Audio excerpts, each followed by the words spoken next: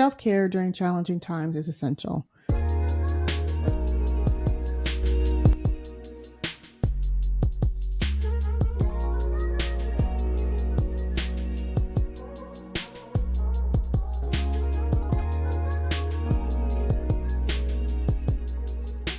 Welcome back to the Unique Conversations with Krys podcast. I'm your host, Krys. And today's episode is another installment of the series I created to continue the conversation about self-care. So this whole episode would be dedicated to tips and tricks to navigate self-care through challenging times in order to take care of yourself, especially when you are under stress. Life in itself can be challenging and tough at times, especially when you're enduring a stressful situation like a job loss, loss of a loved one, ending of a relationship, breakup, divorce, just a number of things that we can face in life in addition to our own ongoing things that we have to manage day to day. When things are stressing me out or when I'm experiencing something that's extremely challenging, sometimes when things are chaotic or stressful around us, we tend to put ourselves last or run the risk of neglecting our bodies because we're running around taking care of so many other things. So first things first, when you're going through challenging situations, the first thing I'd like you to remember is to prioritize self-care. So whether that's taking a moment and taking a walk and being mindful during that walk, whether it's taking a relaxing bubble bath just to decompress at the end of the day, making sure that you're preparing healthy and nutritious meals, or even finding time to move and stretch your body. All of these things can be extremely helpful and beneficial to you, especially when your body is facing challenges that come along with stress, or you are facing your own health related issues that's causing you stress. So my first tip, like I said, is to prioritize self-care so that you don't lose sight of what's important and that you don't get so wrapped up in what's going on during that challenging time that you neglect yourself. My next tip for practicing self-care during a challenging time is to practice mindfulness. Now, if you've been following this series, I've already released a detailed video as to what mindfulness is and how you can practice it. But using some of those tips from the mindfulness video, as well as the concept of being mindful, especially during challenging times, allows you to stay present and grounded and really focus your energy on the present and not necessarily what's going on in the future or what happened in the past. You're more or less focusing on the now and what you can control and handle now. In my mindfulness video, there are different things that you can do, such as grounding techniques, listening to a guided meditation that you can access here either on YouTube or apps like Calm or Headspace that have a number of guided meditations that you can follow and practice, or even just taking a minute to practice some deep breathing techniques that may help you get centered and focus on the present and not necessarily on what's going to happen or what has happened. Another tip that I would like to offer to you for self-care during a challenging time is finding a minute to connect with others. Now, that can mean reaching out, sending a message or a text to somebody that you care about or that's supportive of you. The purpose of my podcast is exactly that, for others to hear stories, for me to share insights from my own life in order to create and cultivate a community to where people feel seen, feel heard, can connect with one another. And so similarly, if you don't have a trusted resource that you can go to, like a friend, a family member, or sibling or something like that, then it might be helpful to try to find a community that is supportive, whether that's virtually or in person.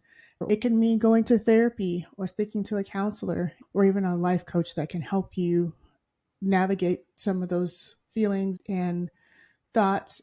Reaching out, connecting with someone, that social support can oftentimes make you feel so much better, especially for me, a number of times where I've just been kind of overloaded and felt stressed and heavy.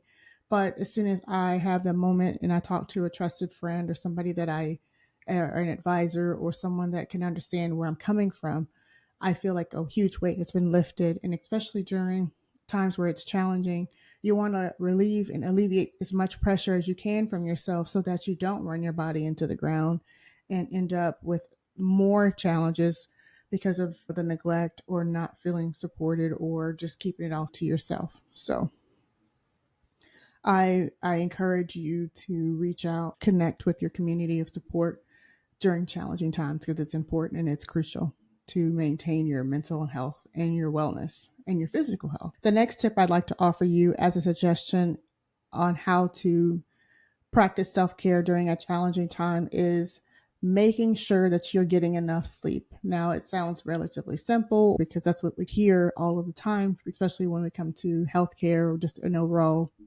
wellness. But I don't believe that people really truly understand how important and how impactful good sleep can help, especially with your mental health.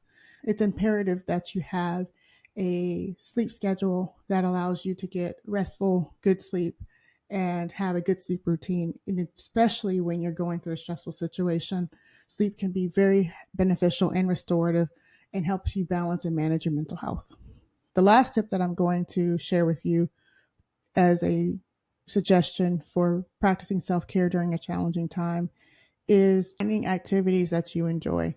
Now, that may sound superficial to say, especially if you're going through a challenging time. Completely understand that when we're facing challenges, especially things that are devastating, like loss of a family member or separation, divorce, loss of a job, health challenges, financial woes, that it may seem insensitive and superficial to say, well, just go find something that you enjoy and go do that.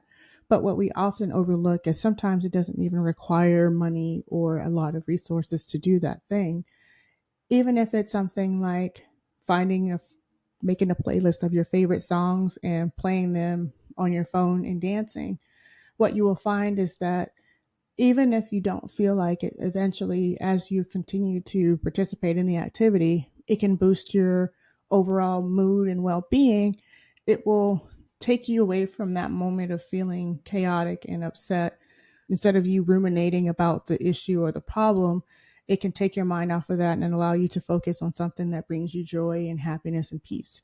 Another option would be just to do something like painting or drawing or writing. For me, I know that over the last year and a half, when I have been experiencing a lot of challenges in my own life, I found myself reconnecting with things and activities that I enjoyed as a kid. I actually bought a pair of roller skates and I started roller skating, and I found that to be something that when I would go to the roller skating rink on Fridays with my kids or just sometimes alone, I found that as something to look forward to.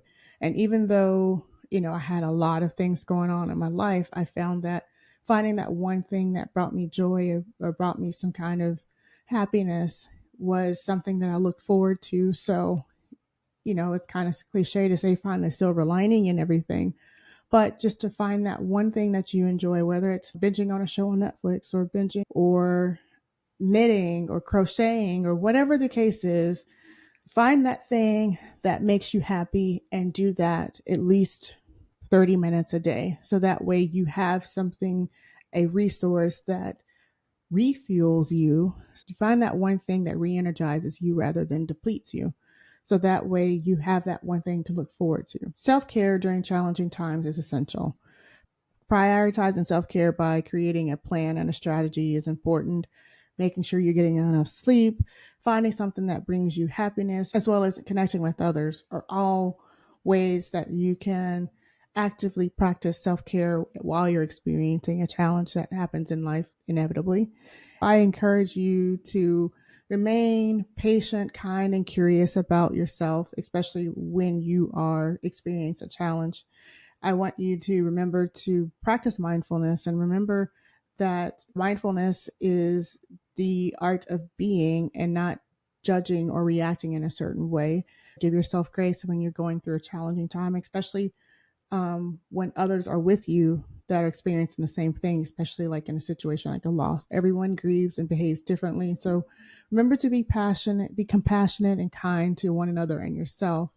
One of the things that I often do, especially when I'm in the midst of chaos or an anxious moment, especially during a challenging time, I notice that sometimes when I go through those things, even the smallest little inconvenience can make it feel like a huge inconvenience. And so, one of the things that I often do to check in with myself, especially in those moments, I ask myself, this thing that I am frustrated or irritated or worrying about, will it matter in 5 minutes? Will it matter in 5 days? Will it matter in 5 weeks? Will it matter in 5 years? If the answer is no, then typically I tell myself, okay, this is not something that I should be focusing on right now, or this is not something that I should be taking serious. I have sincerely enjoyed the conversation today. I look forward to hearing from you in the comments and you letting me know how you plan to implement any of these tips, or if you have any additional tips that you'd like to add, I'd love to hear from you. Until the next conversation, have a great one.